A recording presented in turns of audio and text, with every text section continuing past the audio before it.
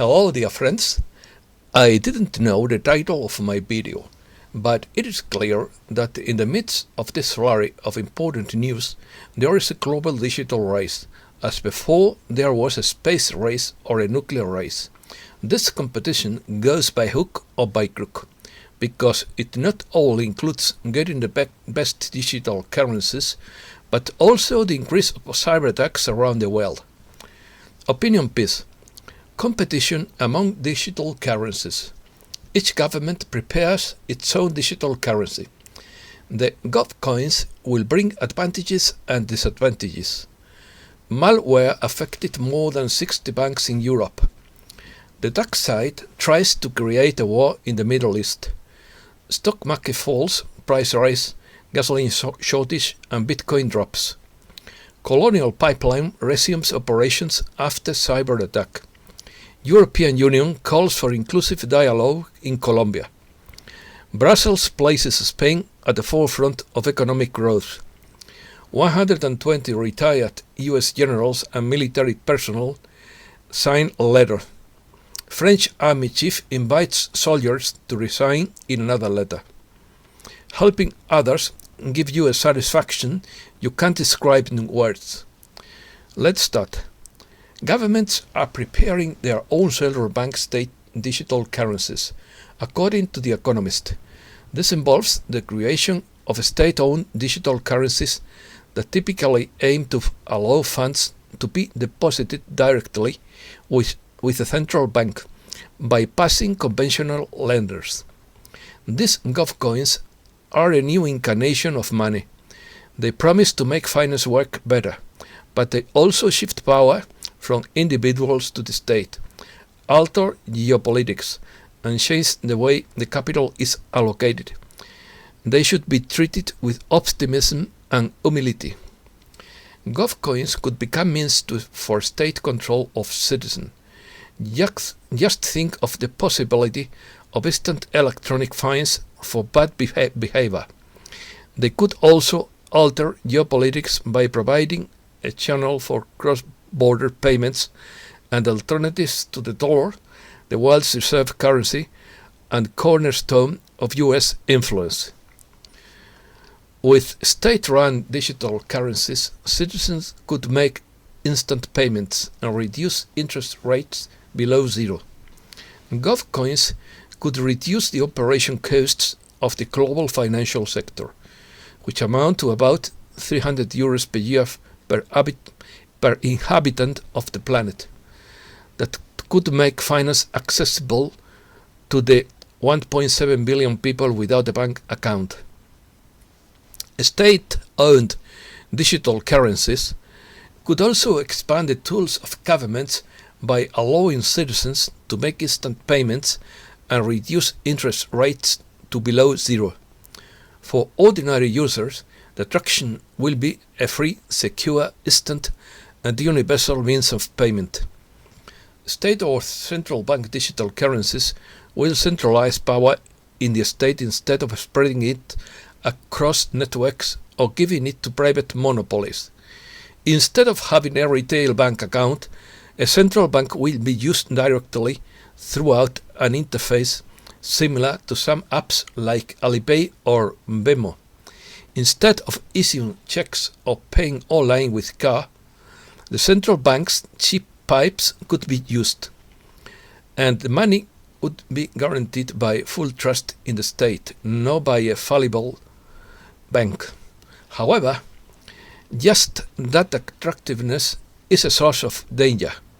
Unrestricted govcoins could quickly become a dominant force in finance, especially in the event that network effects made it difficult to opt out. They could destabilize banks, since if most individuals and businesses deposit their cash with central banks, lenders would have to find other sources of funding with which to back their loans.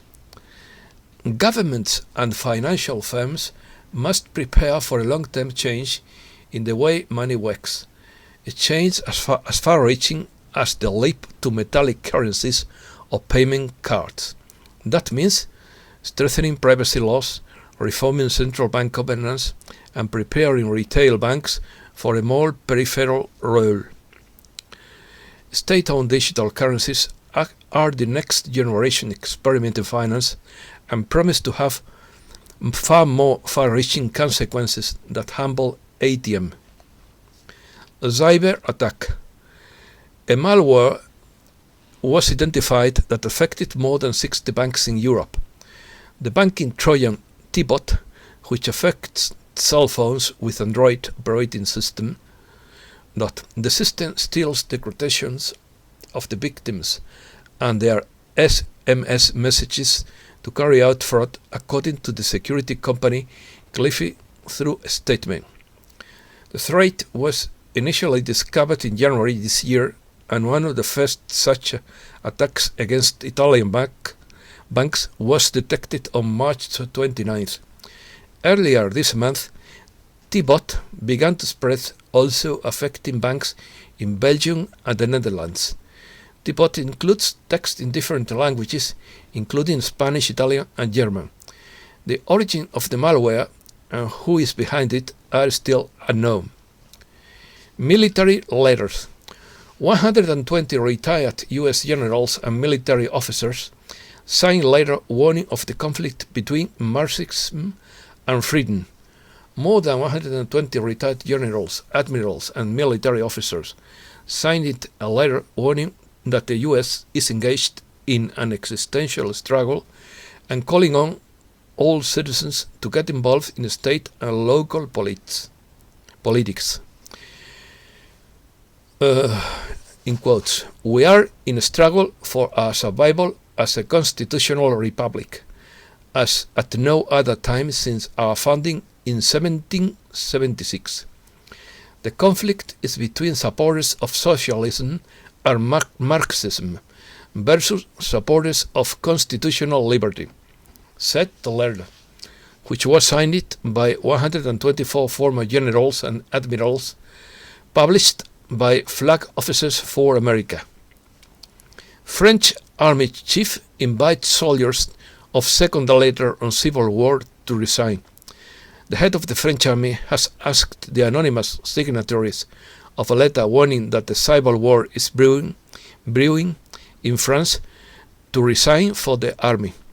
This is the second letter apparently written by a military officer of a certain rank to be published in a magazine, denouncing the disintegration of France and the dangers of Islamism. Economy.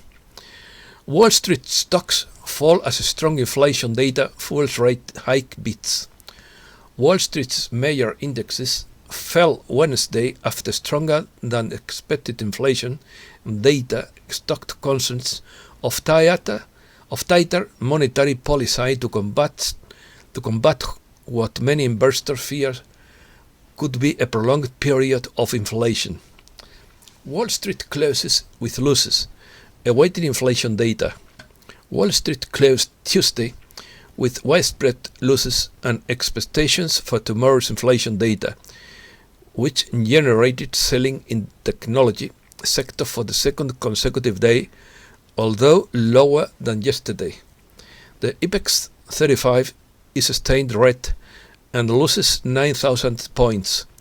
The Spanish IBEX 35 ended Tuesday with a fall of 1.72% to 8,987.2 points in a day marked by corrections on Wall Street and specifically in technology stocks due to fears of a restart in inflation and an early withdrawal of stimulus from the Federal Reserve.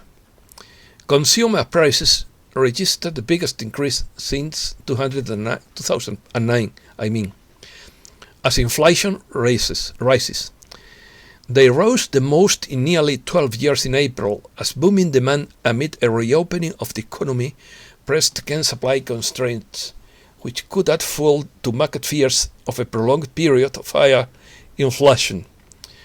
Fuel shortages grow. Fuel shortages worsened in the southeastern U.S. on Wednesday, as a shutdown in the largest U.S. fuel pipeline network entered its sixth day, and officials in Washington pledged to help supply problems. The financial system's current fiat dollar is based on gasoline. Look for an explanation.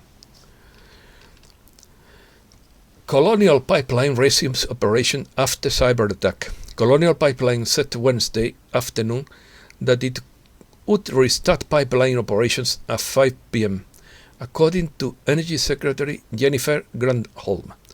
According to the company, after this restart, it will take several days for the product delivery supply chain to return to normal. Goldman Sachs manager resigns after making a fortune on Dogecoin. Aziz McMahon, a senior manager at Goldman Sachs' London office, resigned from his job at the U.S. investment bank after making millions of the cryptocurrency Dogecoin. Symptoms of Bitcoin weakness. The first sign of Bitcoin weakness was significant as it lost the high of $57,116. This was occurring at the 17 close. At the 20, it lost the trend line at the 21 close. NARS sentenced to 7 life sentences for killing 7 armed forces veterans. The convicted woman pleaded guilty to deliberately injecting her victims with fatal doses of insulin to spare them suffering so they would die peacefully. In quotes. A U.S. nurse aide was sentenced Tuesday to 7 life sentences, one for each of the 7 armed forces veterans she killed with fatal insulin injections at a hospital in the West Virginia town of Clarksburg. Texas farmer finds 5 migrant girls abandoned and starving on his land. 5 migrant girls were found abandoned and in deplorable conditions on the land of Jimmy Hobbs, a 75-year-old Texas farmer who says the immigration and border situation is worse than ever. 3 of the girls are from Honduras and are 7, 3, and 2 years old. There is also a 5-year-old girl and a baby girl just 11 months old, both from Guatemala. The children are currently being held at a center in the city of Uvalde, where their case will be processed before being turned over to the Department of Health and Human Services. Russia. Oliver Stone doesn't think Russia is aggressive. The American filmmaker said that the U.S. should stop campaigning for war against Russia and not pretend to be the sole force controlling the world. In quotes, there has been a war against Russia for a long time. It started again in the U.S. around 2006 and 2007, when Russian President Vladimir Putin gave that speech in Munich. Stone told the Washington Post. Russia intercepts for the second day in a row 3 French military aircraft over the Black Sea. A Sukhoi 27 fighter once again accompanied 3 French Air Force aircraft over the Black Sea when it intercepted and identified 2 Dassault Mirage 2000 fighters and Boeing Z-135 tanker on May 12th. The incident repeats what happened in the same region on Tuesday 11th, when the Russian military command sent a Sukhoi 30 to intercept the same group. China. U.S. calls Xinjiang an open-air prison, condemns China's religious persecution. The Chinese government has turned its western province of Xinjiang into essentially an open-air prison, State Department official said Wednesday while releasing a report criticizing China's persecution of religious minorities. China enforces a law banning ordering too much food in restaurants. Excuse me. The law against food waste, which went into effect last week in part of a food-saving campaign that began last year. President Xi Jinping declared food waste a distressing problem and threatened China's food security. Restaurants can be charged up to $1,550 for tricking consumers into ordering excessive amounts of food. Middle East. The dark side is trying to create a war in the Middle East. The mudslinger is trying to create a new war in the Middle East by engineering a conflict in Israel and Gaza. UN Middle East envoy warns of a full-scale war in Gaza as diplomats claim the US is delaying a Security Council statement. An eruption of violence in Israel and Gaza is heading toward a full-scale war, a senior United Nations envoy warned, even as Washington reportedly resists efforts to issue a similar call for de-escalation at the United Nations Security Council. Palestinians killed and more than 300 injured in Gaza, selling rise to more than 50. Authorities in the Gaza Strip on Wednesday raised to 53 the number of Palestinians killed by shelling on the enclave since Monday, which has also left more than 300 injured.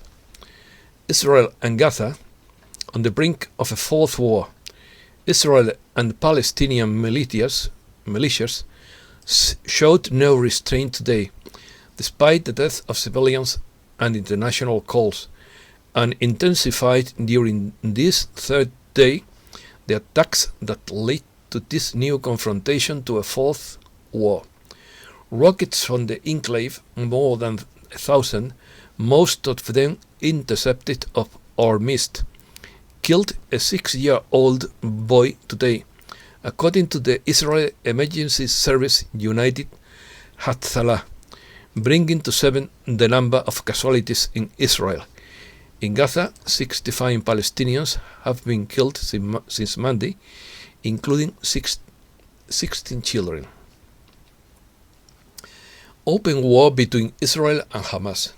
Open war between Israel and Hamas after several days of hostilities. Israel has intensified the force of its retaliatory attacks against Palestinian militias in Gaza. Several senior members of the military leadership of the Islamist movement Hamas have been killed in an operation by the Israeli army, including Bassem Issa, one of the leaders of the Al-Qassam brigades, the armed wing of Hamas. Israel killed a Hamas commander and vowed not to let up its bombardment of Gaza on Wednesday as Palestinian militants fire rockets across the border, and Washington sent an envoy to try to calm its most intense hostilities in years. Hamas fires 850 rockets from Gaza at Israel, which attack at the Strip with 500 bombardments. Hamas militias have fired more than 850 rockets from the coastal enclave of Gaza at Israeli territory in recent hours, in addition to 200 failed launches, which Israel has responded to with more than 500 bombardments, according to the Hebrew army. Hamas fires 130 rockets at Israel. The rocket fire came in response to the demolition of a residential building in Gaza following an Israeli attack. Hamas has announced that it fired 130 rockets in the direction of the Israeli towns of Ascalon, Netivov, and Sderot In Cederot, a rocket has hit a residential building, killing a 6-year-old boy and leaving several injured. The minor's mother was reportedly critically injured, while 3 other people received light to moderate injuries.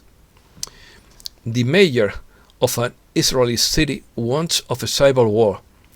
All the work done over the years to achieve coexistence has gone down the drain, laments Yair Revivo, mayor of the Jewish Arab city of Lod, located in central Israel, who was warned of the risk of a cyber war in the city and has asked Prime Minister Benjamin Netanyahu to declare a state of emergency there and deploy the military because the situation overwhelms the police.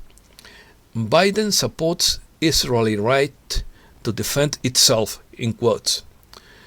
The president maintains his support for Israel's legitimate right to defend itself, in quotes again, while condemning the rocket attacks launched by the Islamic movement Hamas against several Israeli cities, the White House said Tuesday. International Criminal Court warns of war crimes. The chief prosecutor of the International Criminal Court, Fatou Bensouda, today warned of the possible commission of war crimes and crimes against humanity in the recent escalation of violence in East Jerusalem and Gaza. In quotes, "My office will continue to monitor developments on the ground and will take into account any matters within its jurisdiction," she added. Worsening security in Afghanistan. A few months before the planned withdrawal of the last NATO troops from Afghanistan, the country faces an uncertain future amid an already volatile security situation. After wresting control from the Taliban following the 2001 invasions,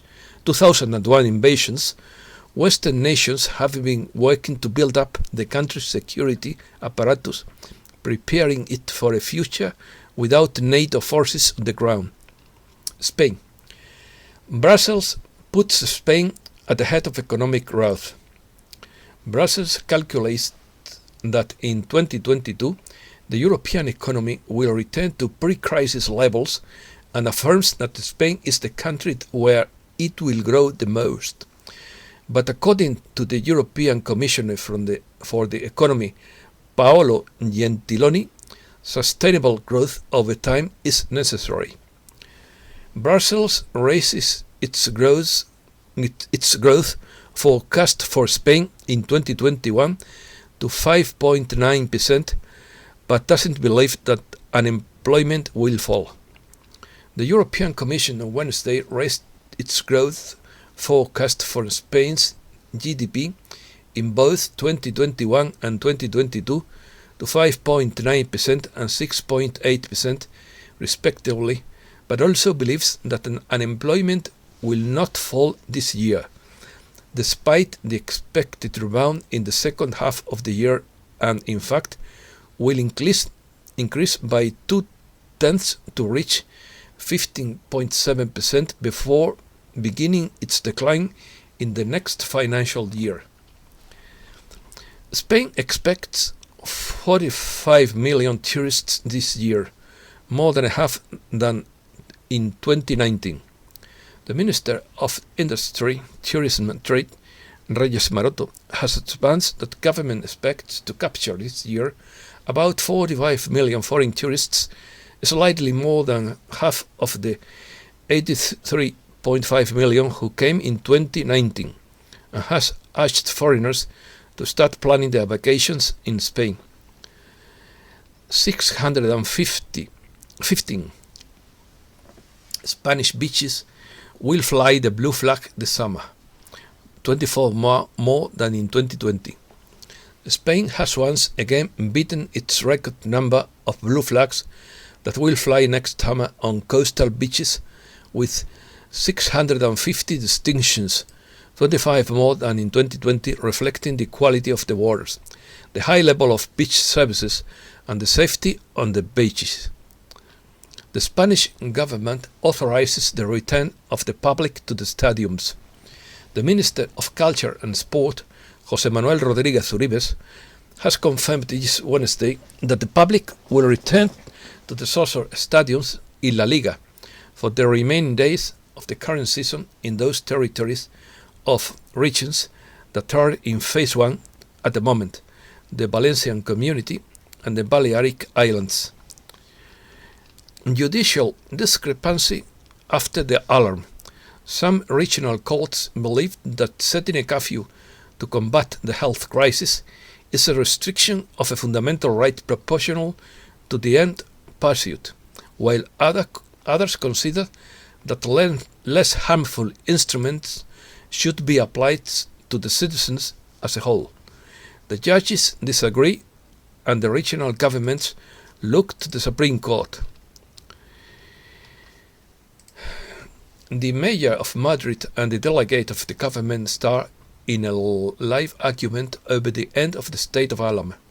The mayor of the capital, José Luis Martínez Almeida, and the delegate of the government in Madrid, Mercedes González, have started in a joint press conference on the end of the state of alarm and the legal instruments available to the community of Madrid to address the health crisis at this stage. Pablo Iglesias cuts his ponytail. The ex-leader of Unidas Podemos and ex-vice president of the Spanish government, Pablo Iglesias, has been in the world news this Wednesday. The reason couldn't be more trivial and clearly reflects the level of the absurdity that moves in an important part of the media. The politician has cut his hair, like the bullfighters. America. Thousands of Mexicans commemorate Mother's Day looking for their children in a country with more than 87,000 missing people. Tens of thousands of Mexicans took the streets to warn that this Monday, Mother's Day, they have nothing to celebrate because their daughters and sons are missing, and they will look for them until they find them, with or without the help of a state. Spain supports Argentina in its efforts for its debt with the IMF. Spain supports Argentina in its efforts for the huge debt it has with the International Monetary Fund, said Tuesday the president of the Spanish government when receiving in Madrid the Argentinian president Alberto Fernández. Argentina to increase pensions by 12.12%. Argentina's government announced on Monday that as of the next month, 8.3 million retirees will receive a quarterly increase of 12.12% in their pensions. Most of the 27 people killed in a controversial operation in Brazil had previous police records. The vast majority of the 27 alleged drug traffickers who died last Thursday in a controversial operation by the civil police of the Brazilian state of Rio de Janeiro had previous police records for different crimes, official sources informed Monday. Police violence, a disease difficult to eradicate in the Americas. Police violence in the Americas is a disease that seems insurmountable and has penetrated the entire region despite the constant calls for control and respect for human rights. Countries such as the US, Brazil, Venezuela, Colombia and Chile have been the scene of episodes of extreme use of force, leaving behind dozens of victims. European Union calls for an inclusive dialogue in Colombia. The European Union has called for Colombia to engage in a solid and inclusive dialogue with all political actors in the country, and it has done so after meeting President Iván Duque and protest leaders that has ended without progress and without achieving an end to 2 weeks of demonstrations. Protests that have claimed the lives of at least 27 demonstrators and 1 member of the security forces, In response to allegations of excessive use of the force to contain the demonstrations, Colombia's ambassador to the European Union says the authorities are investigating 61 cases, but he blames the situation on infiltrated extremist groups. Astronomy. Suns up twice as wide as Earth could shoot eruptions directly at us. NASA satellites have observed the formation of a large sunspot on the surface of the Sun. The sunspot is twice as wide as the Earth and has its back to us, for now. However, as the Earth moves around the host star, the sunspot could shoot a solar flare directly at us. The astronomy site Space Weather said a new sunspot is emerging over the northeastern limb of the Sun, and it's big.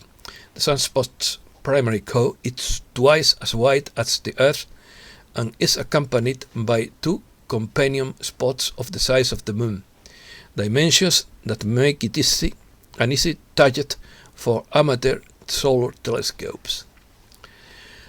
Astronomers obtain unusual images of Jupiter. Astronomers were able to obtain complete images of Jupiter in 3 wavelengths at once: infrared, visible, and ultraviolet. They used the Hubble Space Telescope at the Gemini Observatory in Hawaii.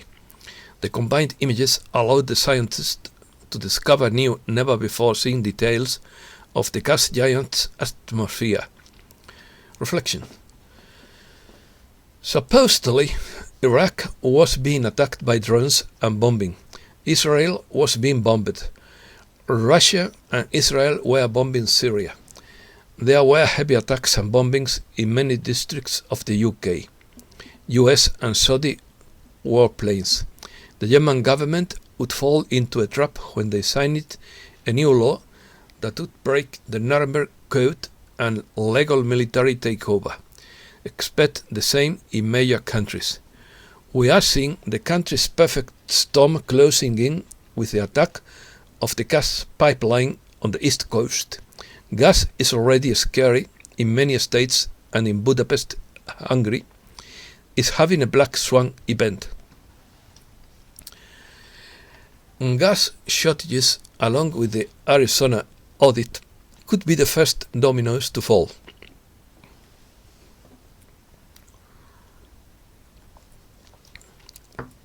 The shortage problem has the potential to spread around the world very quickly. Gasoline shortages and false flag incidents are designed to make people look here, not there.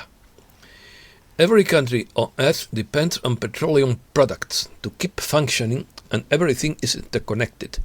In New Zealand, people are commenting on the huge price increasing in building products due to cargo ship blockade in the Suez Canal.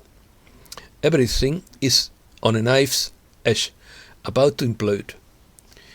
The New York Times publishes an article that says there are no gas outages and no shortages. Fuel prices are going up. More people are beginning the transition. What we are witnessing is a spectacle. The coalition wanted people to see what kind of world the dark side has planned, and people are rejecting that world. Make conscious choice and let your feelings tell you if you really want to focus on something. Your feelings will not lie to you. Never, ever.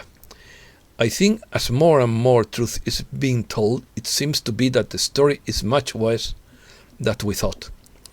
They had to gently communicate it to us so we wouldn't shut down and dismiss it because it was so extreme. Even now, many simply do not absorb the truth. They reject it outright. We have been so programmed and somewhat traumatized that our minds are fragile and we cannot accept the degree of degradation in our society.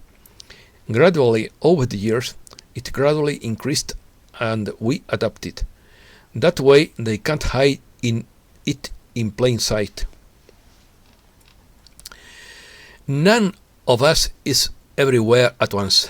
so we often don't see the big picture, the view from 10 kilometers high. As the multitude of small snapshots are collected and arranged where we can see them all, like a jigsaw puzzle, the enormity of the deception and manipulation becomes apparent in full detail. Don't give up at the first obstacle blocking your path.